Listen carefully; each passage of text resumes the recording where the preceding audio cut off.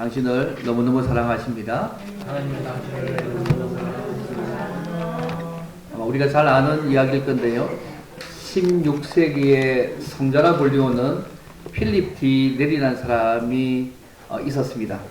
하루 그가 당시 최고의 대학이었던 그 대학의 교정을 겪고 있었는데 어떤 청년을 만나서 이 학교에 왜 왔는지 물었답니다. 그냥 그 청년이 법률 공부를 하기 위해서 이 학교에 왔다. 그러니까 이분이 또 청년에게 묻습니다.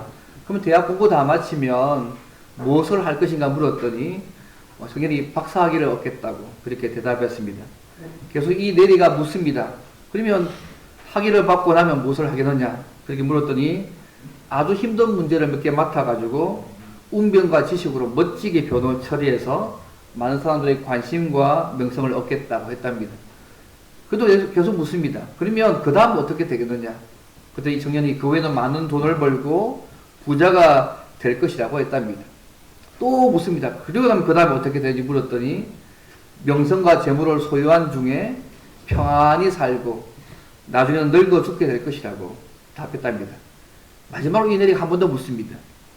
그 다음에 어떻게 되냐고 물었더니 그 청년이 아무 말도 못하고 고개를 숙인 채로 가버렸다는 실제 이야기가 있습니다. 세상에 많은 사람들이 이와 비슷한 삶을 살다가 죽음 이후의 문제를 준비하지 않고 세상을 떠납니다. 아마 여기 계시는 성도님들은 죽음 이후의 삶의 모습을 아실 겁니다. 천국과 지옥이 있고 이 땅에서 복음을 믿는 여부에 따라서 어느 곳에 갈지 정해진다는 것을 우리는 다 알고 있습니다. 그런데 오늘 많은 사람들이요, 구원을 얻는 십자가의 복음을 듣지만 왜 어떤 이는 믿고 어떤 이는 믿지 않을까요? 지금 우리가 사순절을 지내고 있고 다음 주는 고난주간이고 이제 부활절을 맞게 될 것인데 오늘 말씀을 통하여서 십자가의 복음이 무엇이고 이 복음을 믿는 자는 어떻게 살아가야 할지를 함께 좀 생각해 보기를 원합니다. 여러분, 십자가의 복음이 뭘까요? 첫째는 십자가의 복음에는 하나님의 능력이 있지만 멸망하는 자들에게는 미련한 것이라는 얘기입니다. 십자가의 복음에는 구원하시는 하나님의 능력이 있지만 멸망하는 자들에게는 미련하게 보입니다. 이 고린도전서는 사도 바울이 2차 전도 여행 가운데 세운 고린도 교회에 보낸 편지의 내용입니다. 사실 고린도라는 이 도시가요, 기원전 46년에 그 케사르라는 율리어스 케사르가 자신이 지휘하던 어떤 군인의 퇴역병들을 위해서 아름답게 재건축한 도시였습니다. 그 당시 아가야 지방의 수도로서요, 정치적인 특권도 누렸고 부와 문화를 자랑하던 당시의 로마의 중심 도시 가운데 하나였습니다. 그리고 이 도시는 당시 유명한 철학과 수사학 학교가 있어가지고 헬라 철학의 영향을 많이 받았던 도시이기도 합니다. 또 이 도시에는요, 이를 잘하는 사랑의 여신 아프로디테, 즉 비너스 신전이 있었습니다. 그래서 기록에 의하면 1000명의 여자 노예들이 그 여신을 섬겼고 밤에는 창기가 되어서 도시의 거리를 돌아다녔다고 합니다. 어쨌든 이 도시는 성적으로 아주 부도덕한 도시였습니다. 경제와 문화가 발달했지만 도덕적으로는 문란한 도시였습니다. 그래서 이 고린도 사람들이요, 당시 이 고린도라는 도시의 문화의 영향을 받아서 사변적인 신앙을 가진 사람들이 많이 있어가지고 교만했습니다. 또 성적으로 부도덕한 사람들이 굉장히 많았습니다. 그런데 사도 바울이요, 바로 이 고린도에서 복음을 전했습니다. 근데 그가 전한 복음을 본문에 말씀하면 18절 말씀에 십자가의 도라고 말씀하고 있습니다. 우리가 잘 아는 것이잖아요. 십자가의 도가 멸망하는 자들에게는 미련한 것이요, 구원을 받는 우리에게는 하나님의 능력이라고 말씀하고 있습니다. 사실은요, 이 세상에 유일한 해법은 예수님만이 해법이지 않습니까? 세상은 죄로 인해서 고통과 죽음이 찾아왔고 이 문제는 어떤 인간도 어떤 제도도 해결할 수 없고요, 오직 십자가에서 우리 죄를 담당하신 예수님을 통해서만 해결할 수 있는 문제입니다. 그래서 하나님께서 이 땅의 모든 문제의 해답으로 하나님 자신이 이 땅에 오셔서 십자가에 죽어주심으로 해답을 주셨다는 부분이 굉장히 중요합니다. 그런데 문제는 이 십자가의 도를 사람들이 그렇게 생각하지 않는다는 것입니다. 오늘 말씀에 보게 되면 십자가의 도는 그 당시에 보면 사형 선고를 받는 죄인이 지는 혐오스러운 형틀이었습니다. 우리가 지금 십자가 하면 예수님께서 우리를 구원하시기 위해서 우리가 받아야 할 죄 형벌을 대신 담당하시고 죽으셨다. 뭐 그런 이미지가 우리가 훨씬 더 강하지 않습니까? 하지만 이 당시에 십자가라는 말을 들으면 그것은 흉악한 죄인이 지는 사형틀이었습니다. 그런데 십자가에 못 박힌 그리스도를 전하는 이 복음이 혐오스럽고 그런 것이 아니고 구원을 주시는 하나님의 능력이라고 지금 말씀하고 있는 것입니다. 그 당시 믿을 수 없는 내용들입니다. 가장 흉악한 죄인이 달리는 그 십자가 형틀, 그 십자가 죽으신 그 예수님이 우리를 그에게 구원 주시는 하나님의 능력이라고 지금 전하고 있는 것입니다. 많은 사람들이요, 예수님이 십자가에 달려 돌아가셨다는 십자가의 복음을 구원을 주는 하나님의 능력이라고 믿지 않습니다. 그래서 사도 바울이 본 말씀에 십자가의 도가 멸망하는 자들에게는 미련한 것이고 구원을 받는 우리에게는 하나님의 능력이라고 했습니다. 이 복음이 어떤 사람에게는 미련한 것으로 보이는 것입니다. 또 어떤 사람에게는 하나님의 능력으로 넘기게 된다고 말씀하고 있습니다. 이번 복음은요, 이렇게 양면성을 가지고 있습니다. 복음은 멸망하는 자들에게는 미련하게 보이는 것이고요, 구원을 받는 우리에게는 하나님의 능력이 됩니다. 하나님의 진노와 구원은 십자가 복음에 대해서 인간이 어떤 반응을 보이냐에 따라서 결정되어지는 일입니다. 사도 바울이 이 얘기를 마가복음 19에서 이렇게 말씀합니다. 구약의 한 역사적 이야기를 합니다. 기록된 바 내가 지혜 있는 자들의 지혜를 멸하고 총명한 자들의 총명을 폐하리라고 말씀합니다. 여러분, 이 말씀은 이사야서 말씀입니다. 이사야서 29장 14절의 말씀을 인용한 것인데요, 이사야 선지자가 이 말씀을 예언할 당시가 어떤 상황이냐면 히스기야가 왕으로 있었습니다. 또 아수르가 침공할 때였습니다. 이때 이사야가 어떻게 했냐면 회법을요, 회개하고 하나님을 의지하는 것이 구원을 얻고 이 위기를 극복하는 방법이다, 이렇게 말씀을 전했습니다. 근데 당시 이스라엘 백성들은 그렇게 생각하지 않았습니다. 그 상황에서 이사야가 전한 하나님의 말씀을 믿지 않고 하나님을 찾는 것을 미련한 것으로 생각했습니다. 오히려 그 당시 강대국이었던 애국과 동맹을 맺어가지고 그 힘을 의지하는 것이 진짜 지혜고 능력이라고 생각했습니다. 그런데요, 이 일로 아수르가 침략에 들어왔을 때에 애국은요, 아무런 힘이 되지 못했습니다. 예루살렘이 함락 위기에 놓이게 되고 결국 아수르를 통해서 이스라엘이 주전 722년에 완전히 멸망하는 꼴이 됩니다. 왜 지금 바울이요, 이 십자가의 도가 멸망하는 자들에게는 미련한 것이고 구원을 받는 우리에게는 하나님의 능력이라고 말하면서 왜 이 역사를 언급하고 있습니까? 과거 히스기야와 당시 유다 사람들처럼 십자가인 도인 복음을 미련하고 어리석은 것으로 생각하지 말고 결코 무시해서 안 된다는 것입니다. 이 십자가인 도인 복음을 믿고 순종해야 된다고 말하기 위해서 이걸 역사를 언급하고 있습니다. 그런데요, 우리가 성경을 통해서 이러한 사실을 알면서도 사람들은 현실적인 문제와 어려움이 닥칠 때에 여전히 구원을 얻는 문제를 세상적인 능력에 의존합니다. 경제적 능력, 지적인 능력, 육체적 능력에 의존해서 그 문제를 풀려고 합니다. 그러나 엄밀히 따라서 이러한 능력은요, 성경의 역사와 세계 역사를 볼 때에 자신을 구원하지도 못했고요, 세상을 구원하지도 못했습니다. 오히려 그들이 신뢰했던 그 능력이 그들을 파멸로 몰아갔던 경우가 더 많았습니다. 그러나 많은 사람들이 미련하다고 생각하던 십자가의 도를 믿고 받아들인 자에게는 구원하시는 하나님의 능력이 그에게 나타납니다. 우리가 이미 믿고 받아들인 복음입니다. 우리가 전파하고 가르쳐야 될 십자가에 있는 이 복음 안에는 우리 자신뿐만 아니라 다른 사람들뿐만 아니라 세상을 구원하는 하나님의 능력이 있습니다. 여러분 믿으시죠? 십자가만이, 예수 그리스도만이 우리와 다른 사람들과 세상을 구원하는 능력이 있습니다. 믿으시나요? 가끔 이런 말 하면 뭐 그럴까 분들이 가끔씩 있습니다. 근데 이상한 것은요, 이 십자가의 복음이 세상의 지혜로는 이해할 수 없다는 것입니다. 이 세상의 지혜로 하나님을 알지 못하게 하신 것 자체가 하나님의 지혜입니다. 그래서 20절 말씀 보십시오. 지혜 있는 자가 어디 있느냐? 선비가 어디 있느냐? 이 세대의 변론가가 어디 있느냐?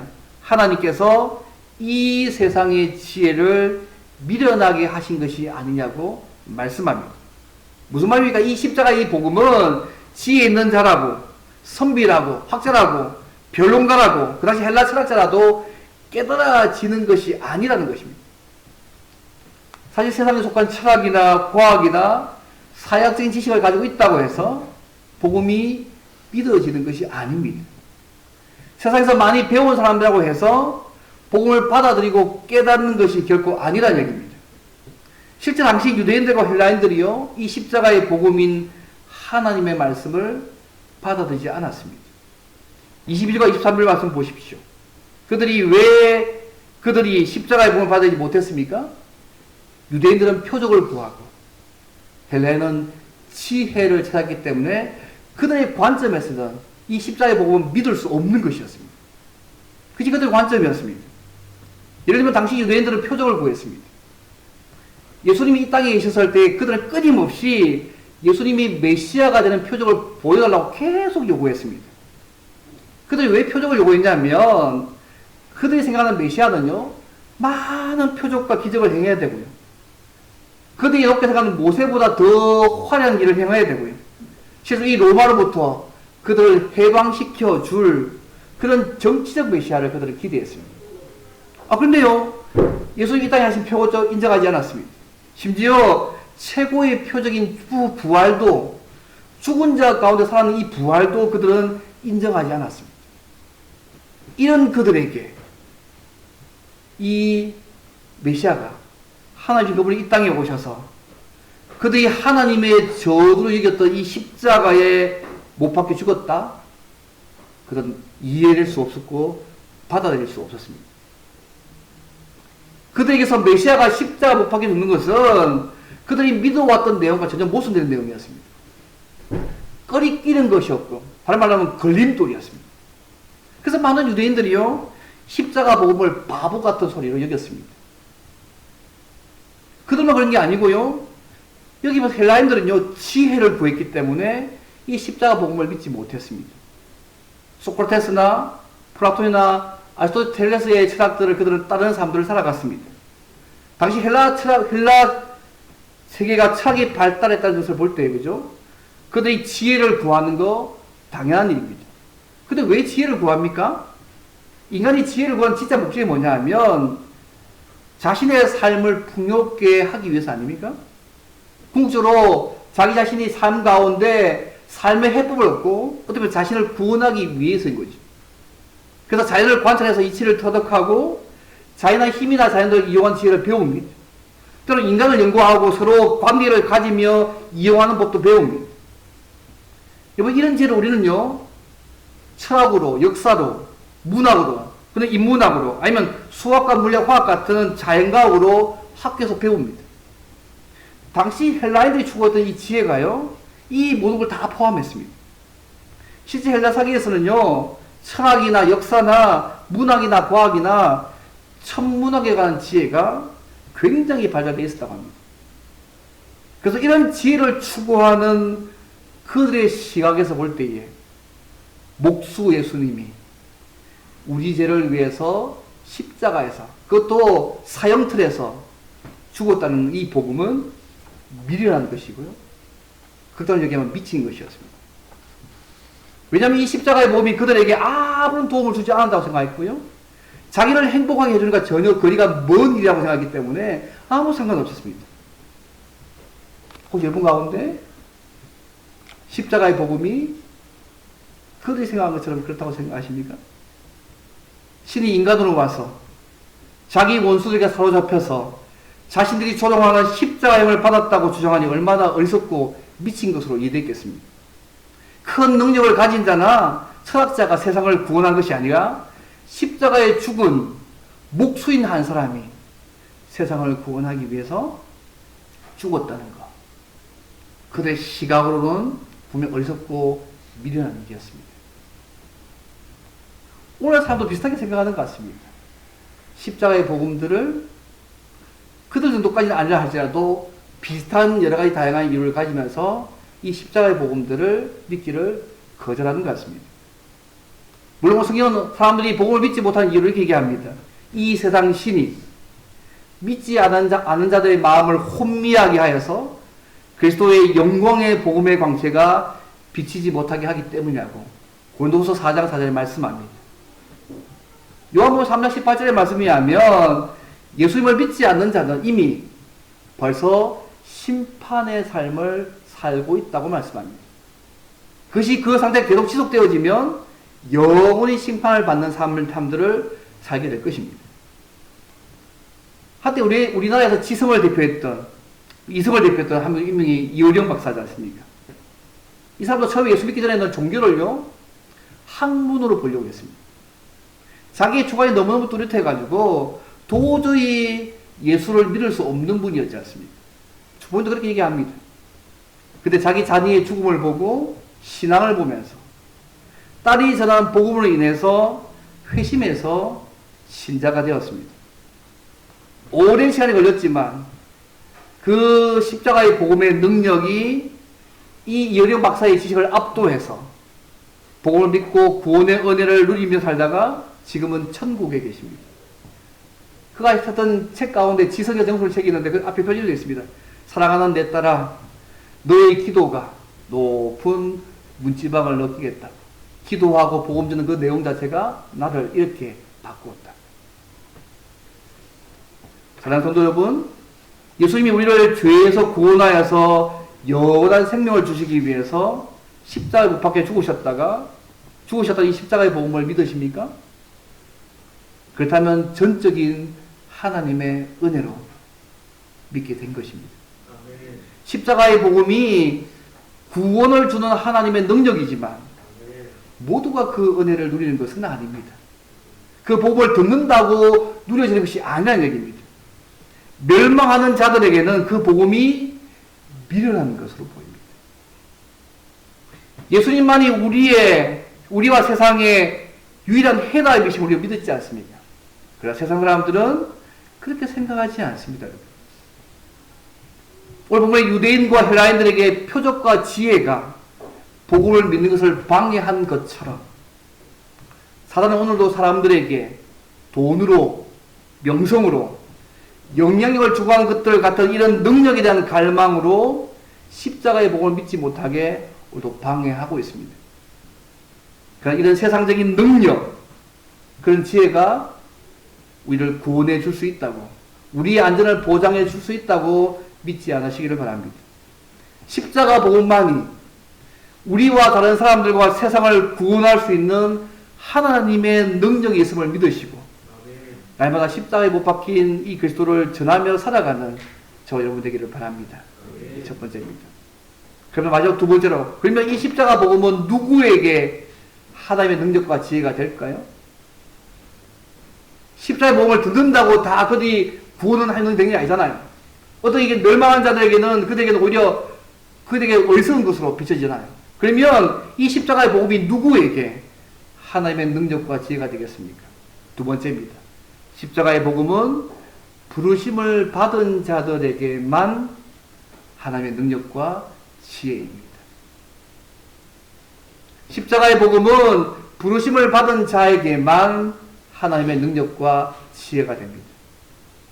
그런데 전도를 통해서 부르심을 받은 자들을 우리는 알 수 있습니다. 뭐 어떤 사람들이 복음을 받아들이고 구원을 얻을 수 있습니까? 개인의 능력으로 구원받을 수 있습니까? 내가 받고 싶다 받을 수 있는 것도 아닙니다. 절대 받을 수 없습니다. 그래서 24절 말씀 보시면요. 오직, 원래 원래는 그러나 되어 있습니다. 그러나 부르심을 받은 자들에게는 유대인이나 헬라인이나 그리스도는 하나님의 능력이요 하나님의 지혜라고 말씀하고 있습니다. 십자가의 복음, 그리스도가 하나님의 백성으로 부르심을 받은 자들에게는 하나님의 능력과 지혜라고 말씀하고 계십니다. 여기서 부르심을 받은 자란 말이 굉장히 중요한 말입니다. 골도전서에서 이 반복해서 사용되는 말인데요. 이번 골도서 1장 2절 보시면 알겠지만 성도라 부르심을 받은 자, 그리고 오늘 본문에 예수 그리스도의 이름을 부르는 자가요, 똑같은 표현입니다. 관점만 달리해서 동일한 내용을 다르게 표현합니다. 골도서 1장 2절 보시면 알겠지만 성도라 부르심을 받은 자, 또 예수 그리스도의 이름을 부르는 자 함께 나와 있습니다. 똑같은 말입니다. 부르심을 입은 자란 말은요, 주체가 하나님이십니다. 예수 그리스도의 이름을 부르는 자는 주체가요, 우리 인간입니다. 그래서 부르심을 받은 자는 이 말은 하나님이 선택하여 불러주신 자를 말합니다. 이것은 구원이 하나님께서 은혜로 주시는 것이지만 한편으로는 전파되는 복음을 받아들이고 순종해야 될 인간의 책임적인 요소가 함께 있다는 것을 말씀하고 있습니다.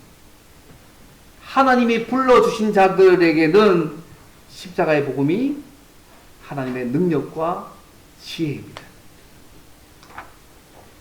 하나님의 주권적 은혜 100%, 인간의 책임적 복음 100%입니다. 어떻게 좋아하는지 알 수 없습니다. 유대인은 표적을 구하고 능력을 구하지만 예수님이 우리를 죄에서 구원하기 위해서 십자가에 죽으셨다는 그 십자가의 도는 인간의 생각을 볼 때는 가장 어리석고 가장 미약한 것처럼 보여도 하나님이 선택하여 부르신 자들은 그 복음이 하나님의 능력이라는 것을 알게 됩니다. 이거 그렇지 않습니까? 복음이 하나님의 능력 받지 않습니까? 예수님이 우리의 삶의 능력 아니지 않습니까? 그리고 지혜를 구하는 헬라인에게도 동일하게 주께서 불러주신 자들만 그 복음을 하나님의 지혜로 알게 된다는 말입니다.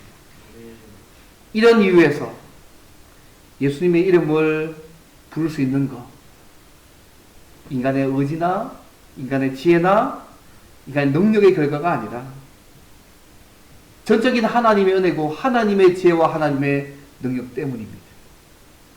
십자가 이 복음을 믿을 때에 그 복음이 정말 참된 지혜와 참된 능력이라는 것을 우리의 삶 가운데 알게 된다는 말씀입니다. 여러분 그것을 경험하고 계시지 않습니까? 십자가의 복음만이 우리의 삶에 참된 진짜 지혜이고 우리 인생의 본질 가운데 이것이 빠지면 전부 다 빠지는 거 아닙니까? 그것이 우리의 삶의 능력 아니십니까? 그런데 이 십자가의 복음이 어떻게 이해하고 믿을 수 있습니까? 21절 말씀입니다. 하나님의 지혜에 있어서는 이 세상이 자기 지혜로 하나님을 알지 못하므로 하나님께서 전도에 미련한 것으로, 전도가 미련하다는 말씀이 아닙니다. 전도의 방식을 통해서 믿는 자들을 구원하시기를 기뻐하셨다고 말씀합니다. 이 세상이 자기의 지혜로는 절대로 죽었다 깨어나도 하나님을 알고 구원을 얻지 못합니다. 우리 하나님의 영광을 피조물의 형상으로 바꾸는 우상 숭배의 삶을 오히려 더 살게 될 가능성이 더 많지 않습니까? 그래서 하나님의 지혜로 구원을 얻는 방법을 정해주셨습니다.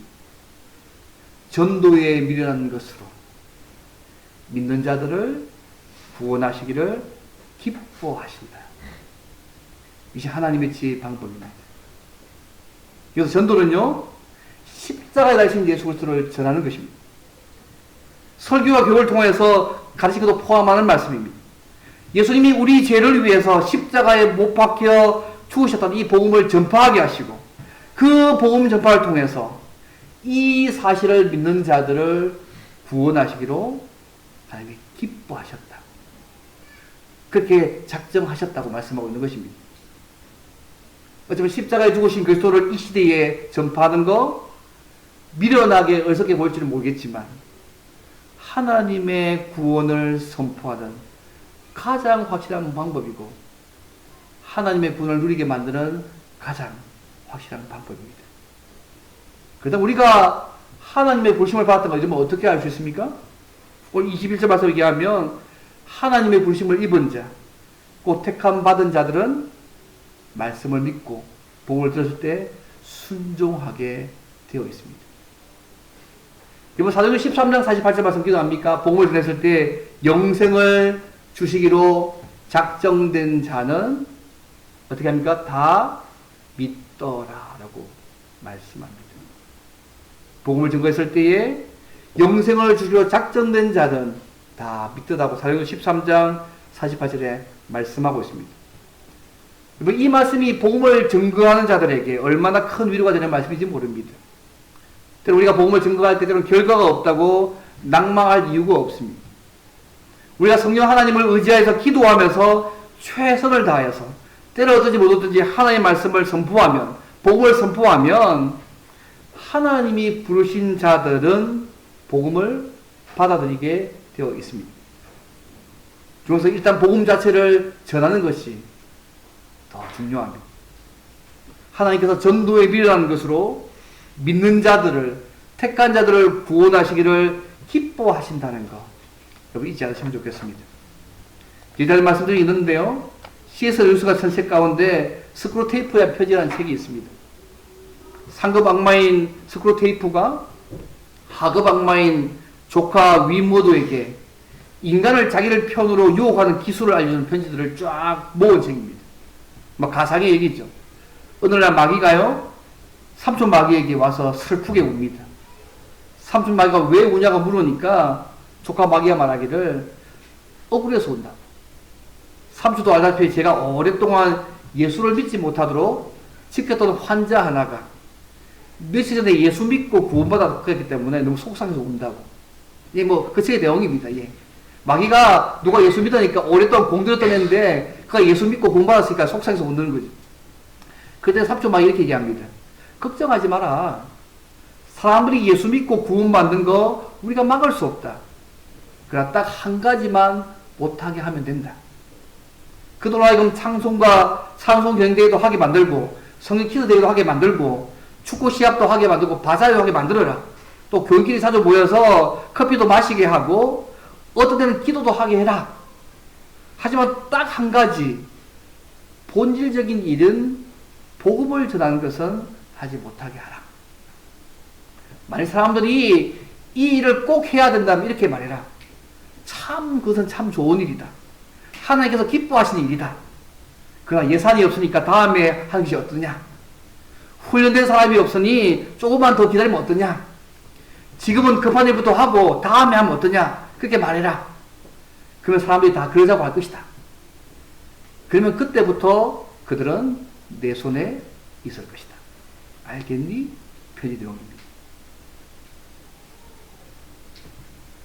우리가 어떤 의미에서 십자가의 복음을 전하지 않는 것은 어차피 이 마귀의 유혹에 무릎을 꿇는 사람들을 살고 있는 것은 아닌지 모르겠습니다.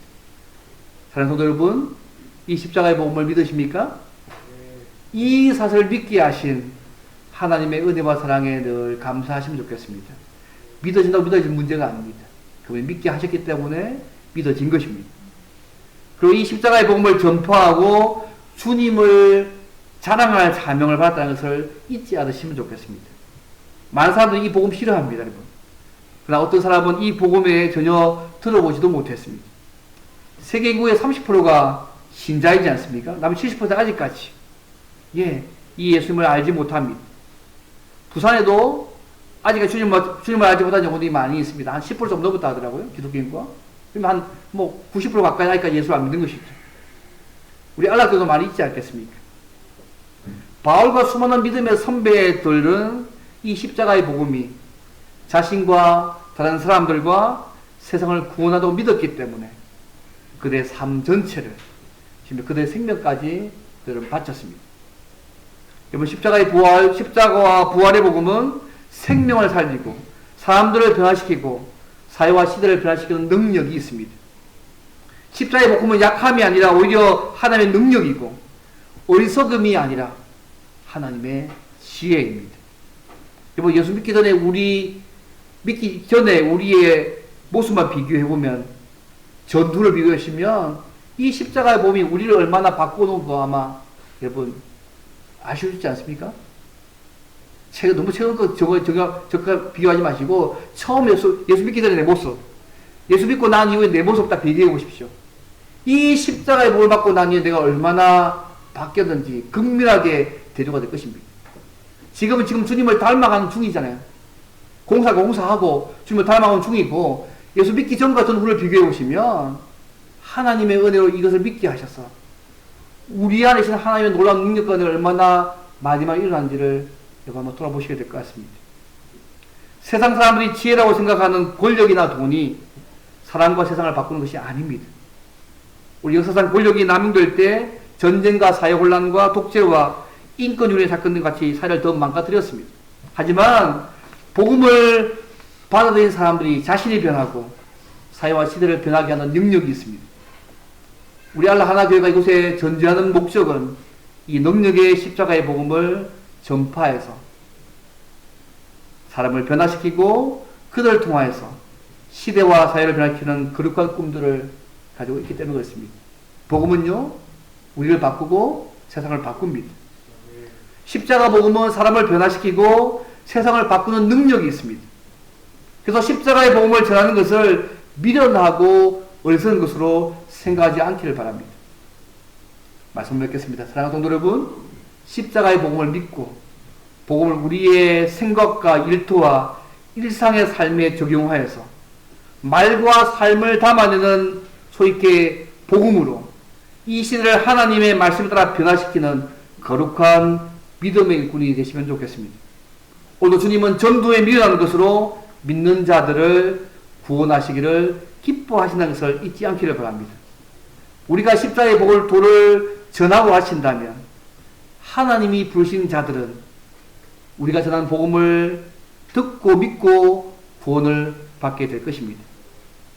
여기에 복음 전하고 가신 자의 영광이 있는 거 아니겠습니까? 주님이 재림하실 때까지 우리 주변에 주님을 모르는 단 한 사람이라도 우리가 알고 있다면 그들 위해 계속 기도하고 사랑으로 섬기며 주의 복음을 전해야 합니다. 십자가에도 이 복음은 부르심을 받은 자들에게는 하나님의 능력과 지혜임을 믿으시고 날마다 구원하는 능력이 있는 십자가의 복음을 전함으로 택한 영혼들을 주께로 인도하고 하나님 나라를 세워가는 축복의 통로로 귀에 사용되는 저와 여러분 되시기를 주의 이름으로 바랍니다. 우리 함께 기도하면 좋겠습니다. 우리 예수 믿게 하셔서 너무너무 감사합니다. 하나님, 이 복음의